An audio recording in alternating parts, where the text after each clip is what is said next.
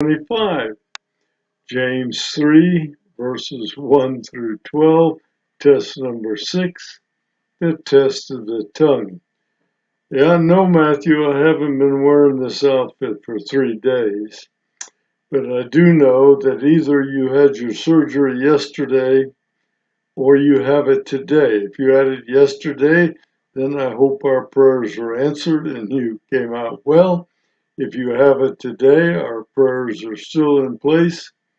But man up, come out of it, then watch this and learn something about James chapter 3.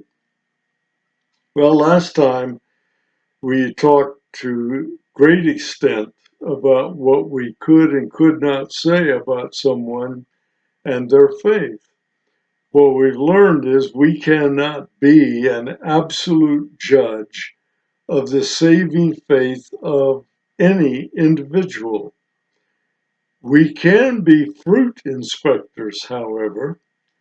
We can study and look at and consider the works that seem to be produced by the faith of an individual, and then we can decide, yes, that looks like saving faith, or no, it does not.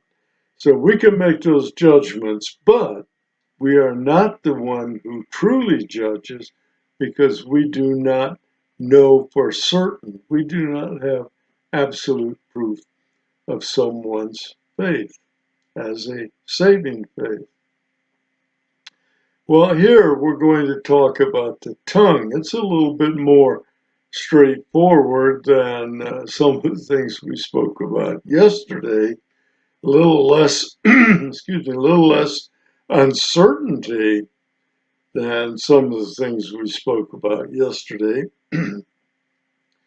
but troubling nonetheless, because the tongue, of course, everyone has a tongue, or at least started life with a tongue, and now we have to face what happens with that tongue. Let's look at James in chapter 3, beginning in verse 1. All right, we're going to see James giving us an admonition that seems to come right out of the blue. It is a warning. Let's look at it.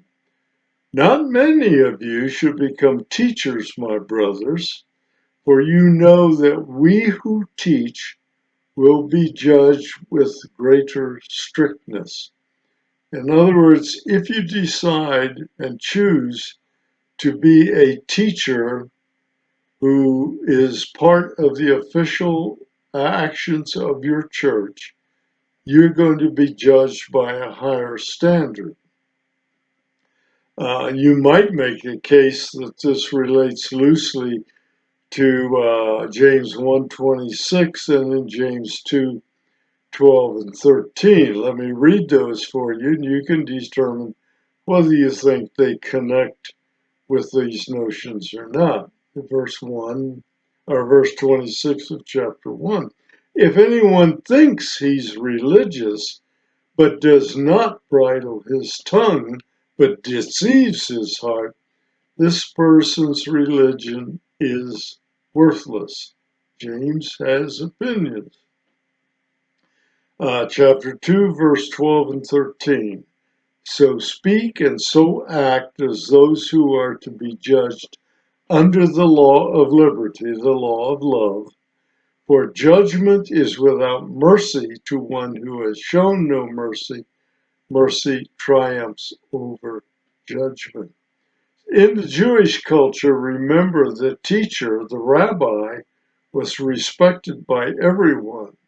Thus, teaching may have been attractive to new converts to Christianity, but in doing so, they may have been too eager to speak and should not have been teaching at all until they got a little bit under their belt.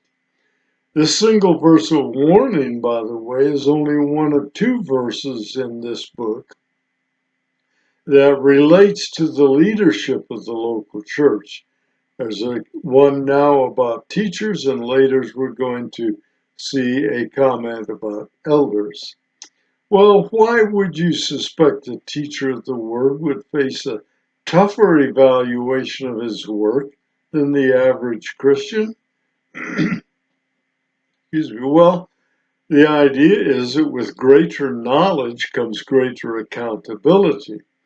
And there are possible consequences to your teaching, particularly where error is concerned, especially if that error happens to be not hypocrisy, but happens to be error in doctrine. I've lost the term, one of those age-related problems we face. Paul, for example, gives us some caution about teaching. 1 Timothy 1, verses 5 through 7. The aim of our charge is love that issues from a pure heart and a good conscience and a sincere faith. That's where we want our heart to be and where we want it to be operating from. Certain persons, by swerving from these things, have wandered away into vain discussion, desiring to be teachers of the law without understanding either what they're saying or the things about which they make confident assertions. So there is some requirement on the part of a teacher that there be some knowledge, some experience, some wisdom, some things that would allow you to be teaching not heresy, the word I lost earlier, but to be teaching the truth and explaining it adequately for others to understand and to follow its teachings. Well, essentially, James says that one shouldn't be in a hurry to teach, but should seek some level of maturity first. Remember, James made some very early advice in this book: be slow to speak, quick to hear, slow to speak. And that would include teaching, which, of course, is a form of teaching, speaking, but not necessarily slowly. Now, James expands his discussion of the tongue as it relates to the spiritual side of man, not specifically teaching here, but the use of the tongue in general. Verse 2, for we all stumble, that's sin, in many ways.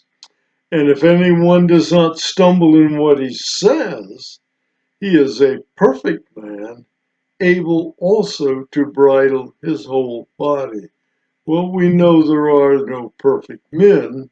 Translations, the person cannot on his own, in his own strength, in his own power, in his own will, curb his tongue.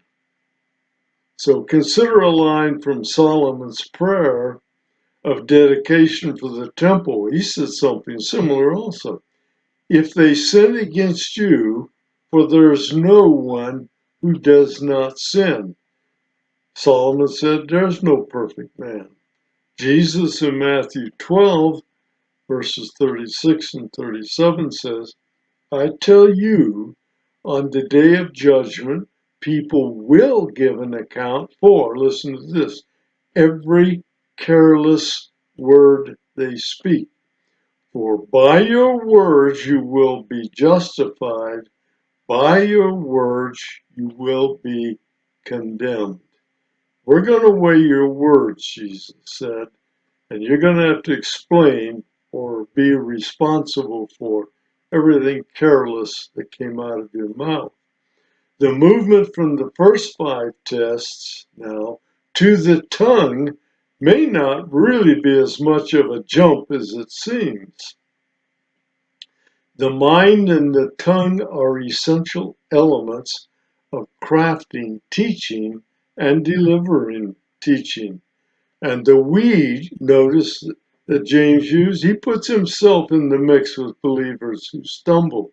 He's not claiming to be a perfect man. If one does not stumble in his words, in other words, if his tongue doesn't make mistakes, that person is in total control. That is Speech appears to be one indicator of spiritual maturity.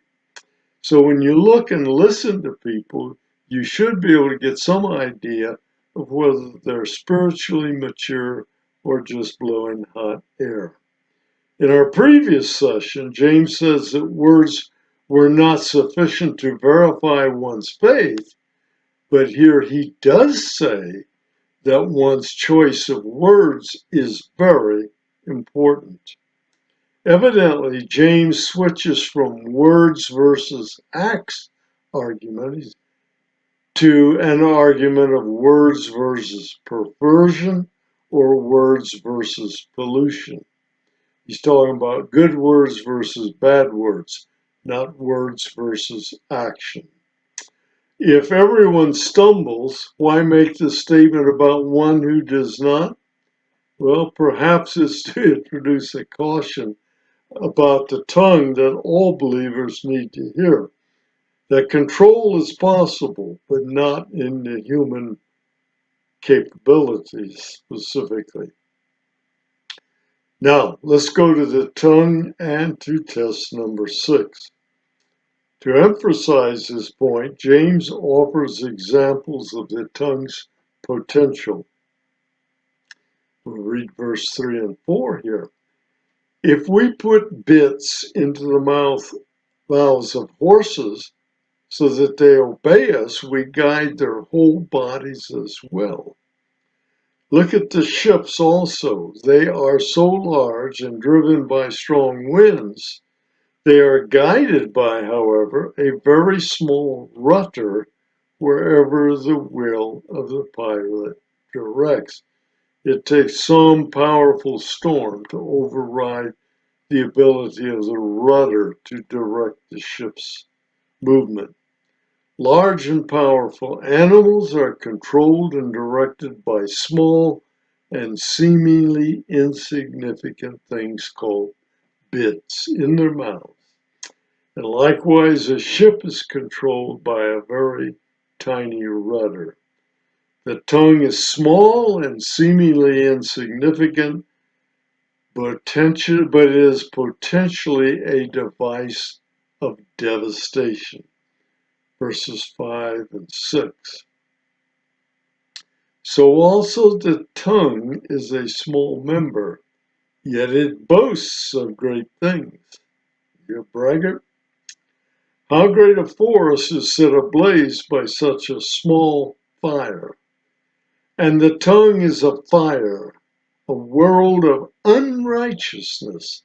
The tongue is set about our members, staining the whole body, setting on fire the entire course of life, and set on fire by hell.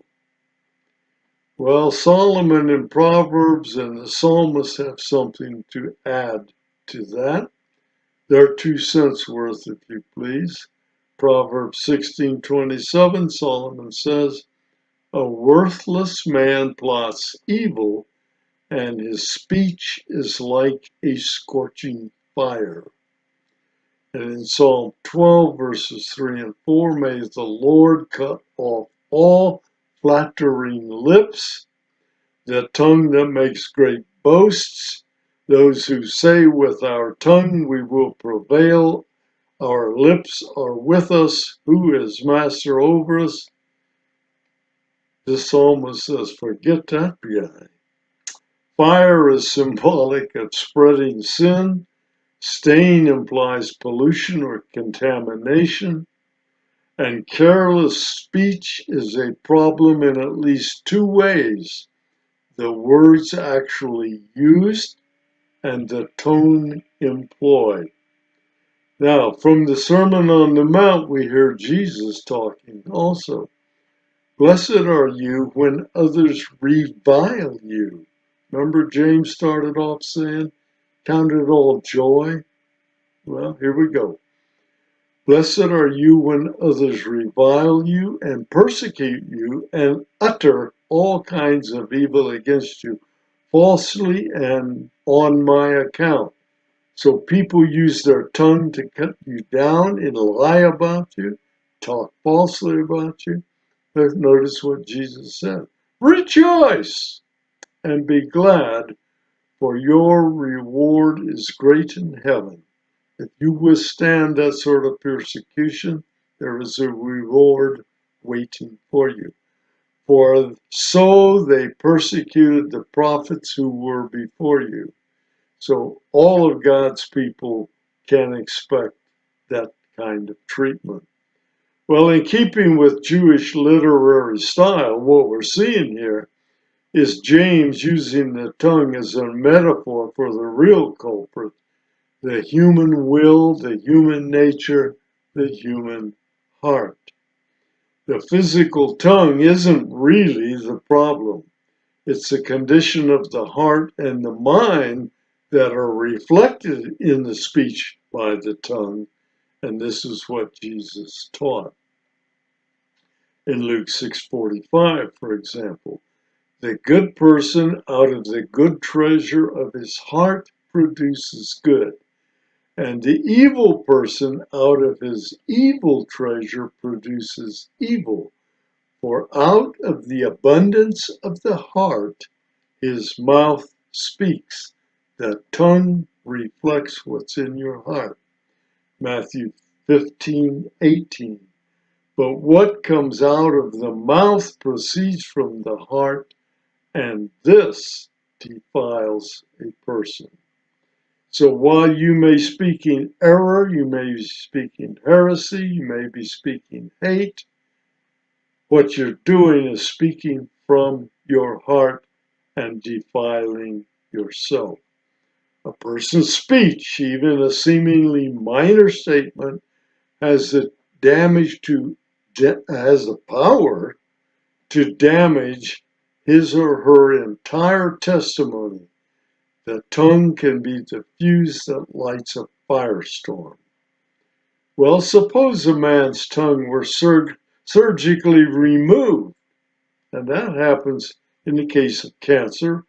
At Airway Heights Baptist Church, we have a proud, strong Christian man facing exactly that situation. His tongue has been removed in order to prolong his life.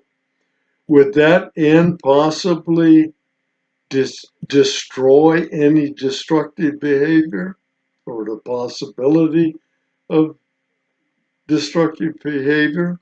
For example, can a man boast if he has no tongue? Can he lie? Can he gossip? The answer is, of course he can.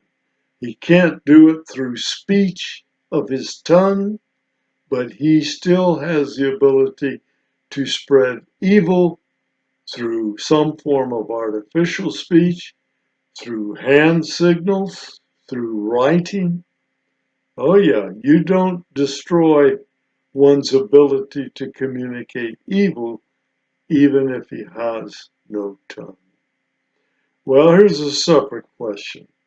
Is boasting a form of arrogance? I'll let you answer these.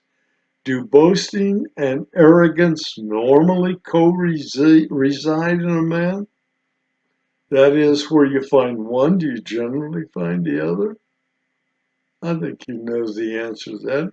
You've probably already answered it. From an uncontrolled fire to uncontrolled beasts, look at verse 7 and 8. For every kind of beast and bird, of reptile and sea creature can be tamed and has been tamed by mankind, but no human being can tame the tongue. You say you're tamed the tongue? Not likely. It is a restless evil full of deadly poison. That comment catches my interest because you know that it's under the tongue and under the lips of a snake that his poison sac remains. And when he strikes and bites someone, it squeezes on that sac. So out from his mouth into your wound goes poison. Psalm 140 verses 1 to 3 says, Deliver me, O Lord, from evil men. Preserve me from violent men who plan evil things in their heart and stir up wars continually. Verse 3, they make their tongue sharp as a serpent's, and under their lips is the venom of asps. So the psalmist understood the power that the tongue has. What about the claim that every kind of animal has been tamed? That may be a bit of hyperbole. But what about the statement that no being can tame the tongue? Is that likely hyperbole? Well, probably not.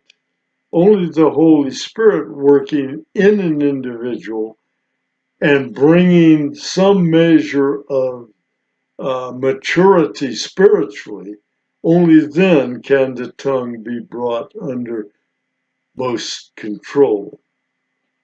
What has James just told us about the taming of the tongue? Well, he said evil use of the tongue releases deadly poison in personal relationships of all kinds. And how does this restless evil show itself? James is going to give us some examples by way of a couple of rhetorical questions in verses 9, 10, 11, and 12. It says, with it, the tongue, we bless our Lord and Father, and with it we curse people who are made in the likeness of God. In other words, he said, out of your mouth comes blessing and cursing both.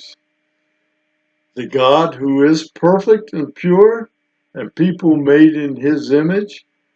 You might want to check out Genesis chapter 1, verses 26 through 27.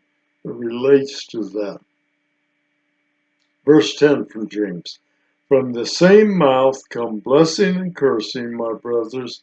These things ought not be so. If you bless God, you should be blessing your fellow man. Should not be cursing him. Does a spring, and James goes on, verse 11, does a spring pour forth from the same opening both fresh water and salt water? Of course, the answer is no. You can get one or the other at any time, but not both simultaneously. Verse 12, can a fig tree, my brothers, bear olives? No. Or can a grapevine produce figs? No. Neither can a salt pond yield fresh water. Salt water is perhaps better translated bitter water. It better fits a later comment that James is going to make, where we use bitter water. So keep that in mind in upcoming session. James has just described for us the forked tongue. That is a person who's not to be trusted because of inconsistency or lying that he spills in language using his tongue. Evil use of the tongue always results, or often at least, results in hypocrisy as well as damaged relationships. Here's another question for you. Could this be tied in some way to the notion of the double-mindedness with which James opened the book in chapter 1, verse 6? Possibly double-mindedness, but hypocrisy seems a better fit. Continue with another question. Can each of the pairs in verses 9 and 12 be tied to the existence of both old and new nature within a believer? Is that where the good and the bad simultaneously can come out?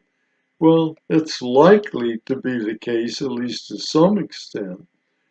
Check out Paul's dilemma in Romans 7, verses 14 to 25, if you want to see what Paul's take is on his dilemma. Both Psalms and Proverbs have much to say about the dangers of the tongue. Well, What are our takeaways from this short session? First, those choosing to teach will be held by God to a higher standing. Words have consequences and must be chosen carefully, because those consequences can be evil. The tongue can be an agent for good or for evil, perhaps both at the same time. And that, as God says, should never be. The tongue creates hypocrites. The tongue is connected to the heart and reflects its contents. Errors of the tongue damage one's witness and one's relationships with others. Well, next time, James is going to go back and talk about wisdom. It's going to be a test of wisdom. It's going to be the traits that are found in mature believers and missing in the immature. James will discuss the behavior best suited to seeing wisdom play out. See you next time. Thank you.